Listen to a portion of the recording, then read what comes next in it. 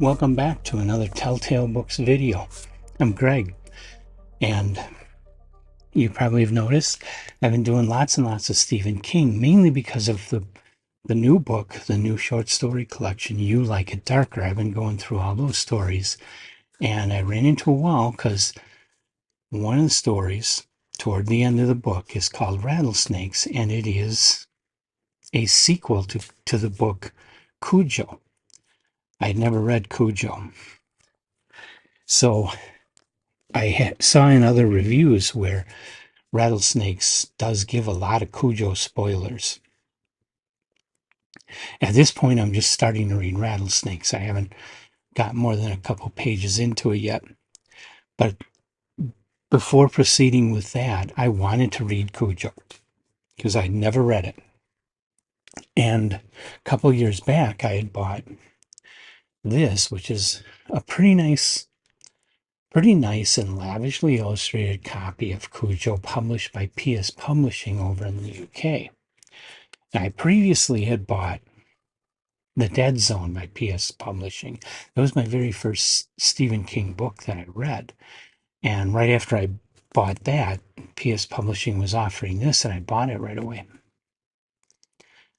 And I was kind of disappointed by certain aspects of the production of the PS Publishing Dead Zone. This one did not have those same problems. And for the most part, it's an excellent, excellent book. Very well done. Very good production. I am happy with it. I love the illustrations. They're great. I mean, look at this dust. Yeah, that's a slip case. Look at this dust jacket. It's awesome. There we go. Very cool book. But what I found when reading it, first of all, it doesn't lay open, which I think a hardcover should. I mean, you can even buy one of the leather-bound Barnes and Noble books, which costs like $30. They're pretty inexpensive and so have to be kind of value produced. And yet I can lay those open on a table and not have the pages all fold up on me. So they're doing something wrong there. And I also noticed not any absolute typos, but a lot of places where there were either extra spaces that shouldn't have been there or a lack of a space between characters where there, a space should have been. So PS Publishing, take note. You need to do a better job of proofreading. I know this was a couple years ago, and maybe you've already taken care of that. But at the time this was produced, I mean, I'm in the graphics industry. I deal with having to proofread documents. And even though I don't actually write the documents or type them up, I get yelled at if the typos get past me, even though it's somebody else's mistake, which isn't fair. It isn't right, but that's the way it is. PS Publishing should have a similar policy that somebody along the process is looking at it with a fine tooth comb and catching those typos. I do know it's difficult when you're dealing with a whole book, but it's essential, especially the prices that specialty publishers are charging for books these days. It's essential that they put the time in to make it as perfect as they possibly can. If they're not doing that, it's only going to disappoint the people. I mean, I forget what I paid for that, but a lot of specialty books like this today are selling for anywhere from 120 to $425. If I'm going to shell out that kind of money for a single book, they damn well better do a really, really amazing job with it. Otherwise, I want the $30 Barnes Noble book. Okay, so enough of that. Back to Cujo. Cujo, when was this published? It's one of King's earlier novels, but I am totally out of whack with my Stephen King project, reading them all in order.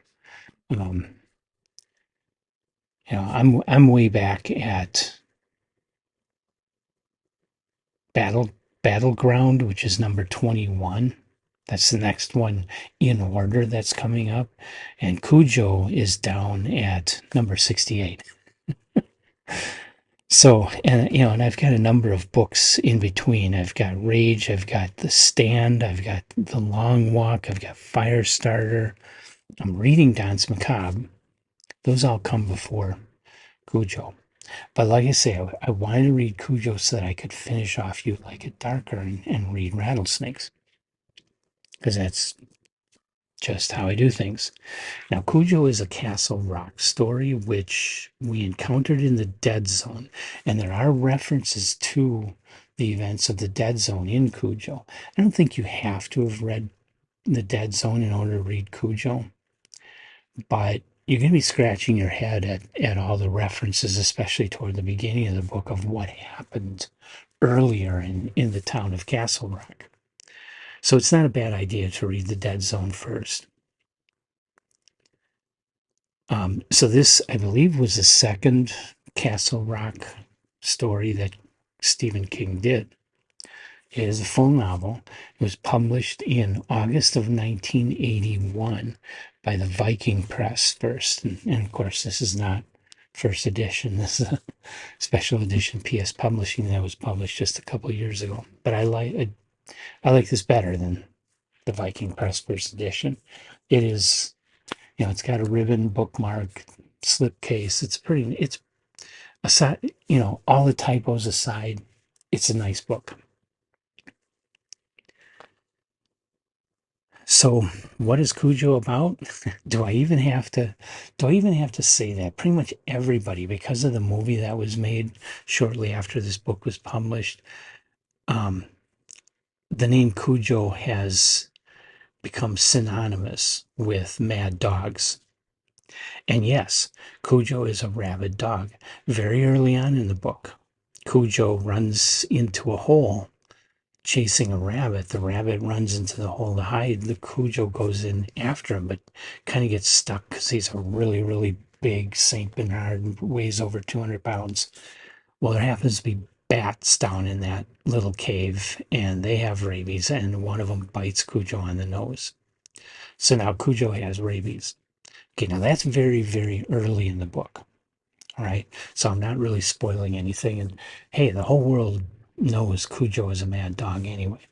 So the book is about a mad dog.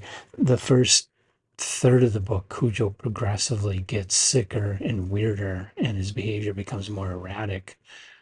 And he's growling and in pain and not happy at all.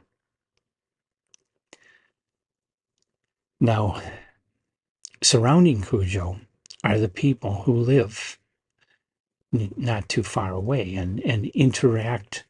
Um, Cujo's owners have a place in the country where the father fixes up cars. He has a barn that he's converted into a repair garage, and people bring him their cars, and he's really, really good at it. So everybody brings their cars to him for repairs. Okay, and so everybody knows him and everybody interacts with him. So there are a number of other people in Castle Rock that get pulled into this story, not just this guy and his wife and kid. Now, this guy's the guy that's the auto mechanic. I forget his name. I'm so terrible with names. I forget his name, but he was an abusive husband. He would get mad. He would get drunk, and he would beat on his wife. Really loved his kid, but his wife had enough, and she was going to try and escape. And she won the lottery. She won like $3,000, and with it, she buys him this um, hoist for lifting out engine blocks that he always wanted. And she had enough money left over that she could go visit her sister in another city and get away from him for a while. And she was contemplating staying away from him.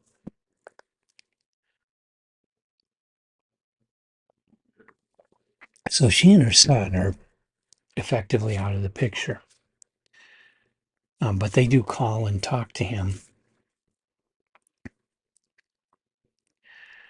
And it was his best friend that lived next door. That was Cujo's first victim. Cujo went to his best friend's house and attacked his best friend and ripped his throat out. That's when the horror starts and continues from there. Now, if you've watched other reviews of Cujo, you're going to find time and time again people saying, not going to say everybody on YouTube is saying this, but a lot of them have. I've seen it more than once. I've seen it a number of times. I forget exactly how many, but I've seen it more than once where somebody has stated that they don't like that there isn't enough rabid dog in the story. They feel there's too many other things going on, like affairs and stuff like that, and there not enough of the story is focused on the rabid dog. I got done with this book and I thought to myself, what book were they reading? This book is totally about a rabid dog. Yes, these people all have lives and they all have events going on, but every one of these people that King is filling in their stories, every one of them gets entangled in this story about Cujo. Every one of them plays a part in the drama that unfolds through the novel towards the ultimate end, which I won't reveal.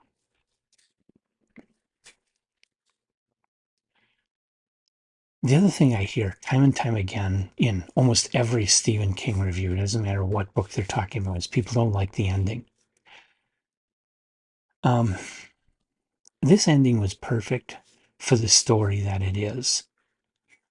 And I feel what King is doing here is he's trying to make a statement contrasting this terrible force of nature that is killing people and that is out of control and that people can't get back under control. It's just going to keep going until they kill it. But until then, it's like a tornado ripping through the community and destroying everything in its path. And so, King talking about the rest of these people's lives, one woman has an adulterous affair, and her husband is owns an ad agency that's struggling. They think they're going to lose this big account, so he has to go off to New York City and leave her and her son alone. And the guy she had an affair with tells the husband, sends him a letter, and then when the husband is gone and the wife is out of the house, he comes and vandalizes the whole house. So there's all these human dramas going on, but every one of these is kind of put into a perspective as being a lot less important than the terrible drama that is unfolding at this farm where Cujo is killing people. I think King is making a point that there are things that are bigger than our daily problems. There are things that are much, much, much bigger that make our daily problems seem like nothing and make us wish for the days when we were all okay and fighting over money or sex or whatever. So I just disagree with um, so many of the reviews that I've seen of this book. It's an excellent book. I'm not going to call this one of King's very best books. It's really good. It's way up there. But I don't think, it's like right at the precipice of making it to a top tail. Not quite, because King has done some others that are even better than this. But by saying that, I'm not saying that this is a bad book. This is a very good Stephen King book and worth your time reading. If you like Stephen King, you got to read Cujo. It's an excellent novel, and forget what everybody else is saying in their reviews. Listen to this one. It's a very well plotted book, very well characterized book, very tense book with a powerful ending. It's not going to leave you happy like the end of Sound of Music or anything, but it's gonna it's going to really impact you. It's powerful. It's good. So, and I mean, it's not a happy ending because it's a horror novel. What do you want from a horror novel? Do you want things to be all kittens and rainbows? No, you want things to be tense. You want things to be terrifying. You want things to be disappointing. You want murders to happen.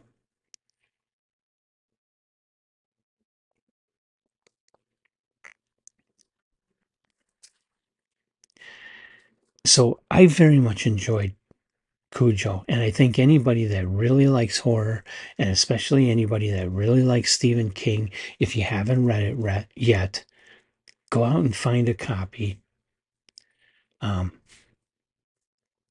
like I say, it doesn't have to be an expensive limited edition like I've got.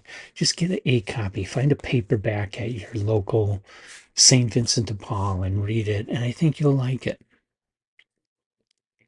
I really do. I really think, King has yet to disappoint me. I've yet to read anything of his that I think is just not worth my time. There have been some that haven't been powerful, some of the short stories that were just good, but nothing that I was disappointed in. And Cujo maintains that. Once again, Stephen King has really done it and done a terrific novel. I just don't think it I just don't think it's quite one of his best. I hesitate from saying that it's not a great novel because just because I'm not giving it top tail, that's only because I know King has done even better than this. But it is a terrific story. There's nothing I can point to here that I thought was bad, that I thought was clunky, or that I thought was slow, or that I thought was unnecessary or poorly done. Nothing like that. King is an excellent writer, and he is so far always an excellent writer. And so put Cujo on your TBR if you haven't read it. And so, like I say, I'm way out of order in my Stephen King project, but that's okay. Nobody's going to die from that except characters in the books. That was number 68. And I'm not going to go on to read number 69 because next I am going to go on and finish You Like It Darker, reading Rattlesnakes. And so that'll be the next Stephen King that I talk about is Rattlesnakes, the sequel to Cujo. I hope you'll come back and watch that one. Until then, if you got comments about Cujo, feel free to put them in the comment section of the video for everybody to see and enjoy. And remember, everybody's looking at it, including people who may want to read this for themselves but haven't yet. So do not spoil the ending. I've been dancing around that ending in this video. Do not state how this ends because I think that's one of the best parts of the book. It really is. I think that's one of the strongest parts of the book is the way he brings it to a conclusion. So leave your comments though. Tell me what you think about Cujo. I'm sure some of you hated it. I'm sure some other people loved it. I'm sure there are people that just were eh. And then hit the like button, hit the subscribe button. Those things help us out. And come on back for more Stephen King and all the other authors that we cover here on Telltale Books. Emily will be back with me for quite a few. She's joining me for a lot more stories now. And I hope you'll join me then.